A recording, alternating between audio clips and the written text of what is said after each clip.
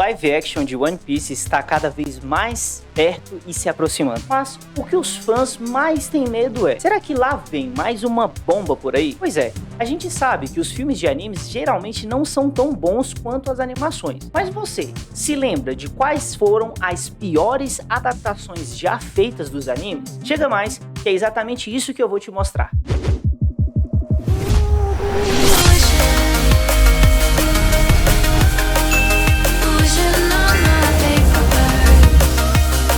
Attack on Titan. Pra começar, a gente vai falar desse filme que me dá nos nervos. Porque, galera, Attack on Titan é uma das minhas obras favoritas. O anime é perfeito. Até esse momento foram mais ou menos 80 episódios. E não tem um que seja ruim. Mas, em compensação, o filme live action vem pra tirar todo o brilho dessa obra-prima. Eu vou te dar 5 segundos pra encarar esse titã.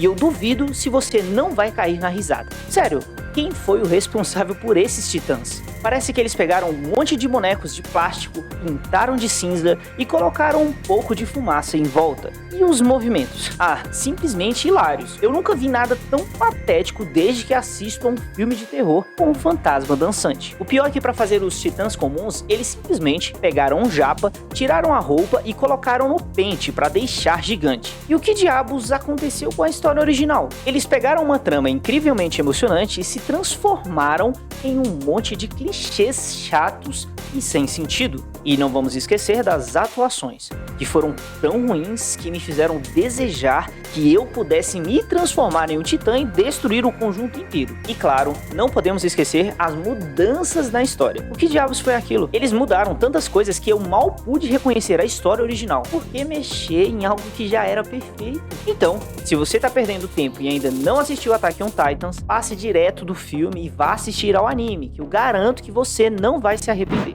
Kite conta a história de Sawa, uma garota que teve seus pais mortos e trabalha como assassina para Kai, um policial corrupto e manipulador que usa de argumentos mentirosos para convencê-la a matar sem remorso. Mas seu destino muda quando ela conhece Oburi, um outro jovem assassino que quer se livrar dessa vida. Com uma premissa um pouco mais adulta, o anime teve um bom sucesso, chegando ao ponto de ganhar um filme em 1998. Porém, as coisas não seriam tão boas quanto os fãs imaginavam. Quando você assiste ao filme, você se pergunta: o que é isso? Uma tentativa ridícula de transformar uma história sobre uma garota assassina em um thriller sexual? Ah, claro, porque é isso exatamente o que o anime precisava. Mais cenas aleatórias de nudez e sexo gráfico. E os efeitos especiais? Ai meu Deus, parece que eles gastaram todo o orçamento em uma única explosão terrível e depois disseram: é isso. Isso é suficiente, né? E não vamos esquecer das atuações, que eram tão ruins que eu desejava que eu fosse um alvo do próximo assassinato. Eu não sei nem quem pensou que este filme seria uma boa ideia, mas eles claramente nunca assistiram ao anime original. Kite é uma obra de arte em sua forma animada, mas essa adaptação é tão desleixada que quase me fez desistir de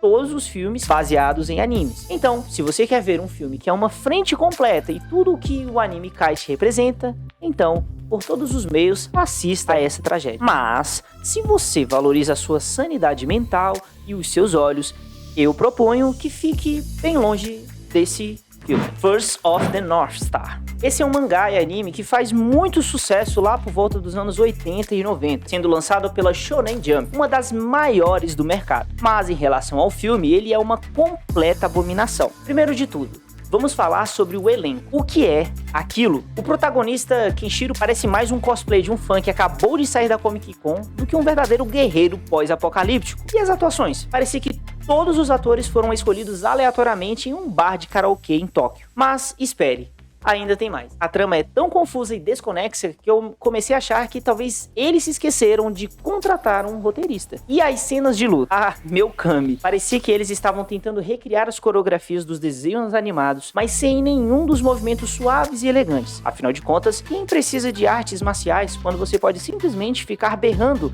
e socando sem nenhum propósito? E não vamos esquecer dos efeitos especiais. Parecia que eles tinham gasto todo o dinheiro no figurino e nas perucas horríveis. E sobrar alguns centavos para os efeitos visuais. A cena da cidade em chamas parece mais com um episódio de Power Rangers do que um filme sério. Então, se você está procurando um filme que seja uma verdadeira abominação, então você definitivamente precisa assistir First of the North Star.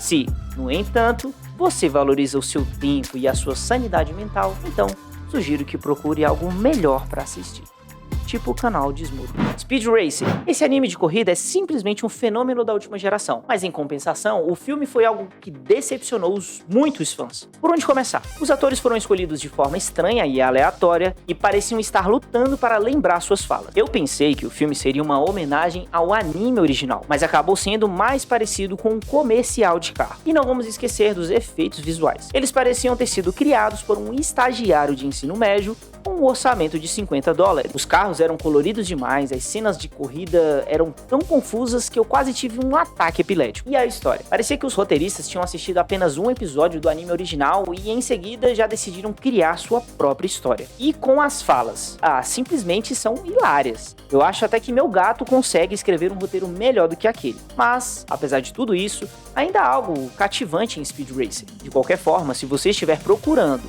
um filme de corrida que seja uma verdadeira bomba, então Speed Racer é a escolha certa. Ghost in the Shell. Ghost in the Shell em live action. Uma obra-prima do cinema ou um insulto ao anime original? Bem, se você me perguntar, eu diria que é a mistura de ambos. Por um lado, a produção do filme é impressionante e alguns dos efeitos visuais são simplesmente de tirar o fôlego.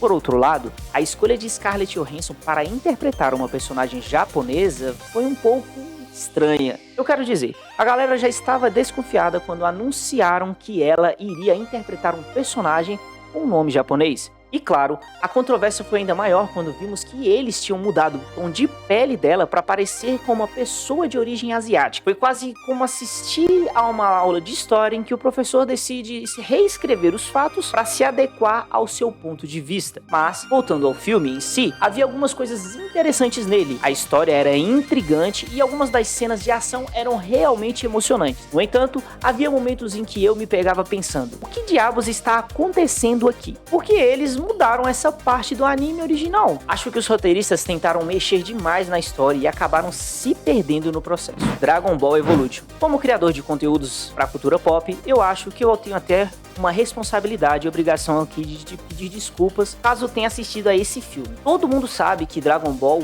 é um marco na vida de muita gente. A galera ficou muito animada com o anúncio do filme de uma das maiores obras já criadas na face da Terra. Porém, quando lançaram o filme, a decepção já veio logo em seguida. Foi tão grande que a gente teve que passar 2 dias parecendo um robô para tentar absorver o que tinha acontecido nesse filme. Cara, simplesmente os efeitos especiais pareciam ser do Chapolin. A história é horrível e nada fiel ao anime. O Piccolo é sem graça, não tem motivação por nada, e o que falar do Goku? O cara simplesmente foi pra escola, brigou com os caras no meio de uma festa. Imagina aí, o Goku do anime fazendo isso. Enfim, passe longe dessa bomba. Death Note da Netflix. Eu não sei vocês, mas quando eu assisti o filme da Netflix, tive vontade de escrever um nome de todos os envolvidos no Caderno da Morte. E não só isso. Eles mudaram toda a história original.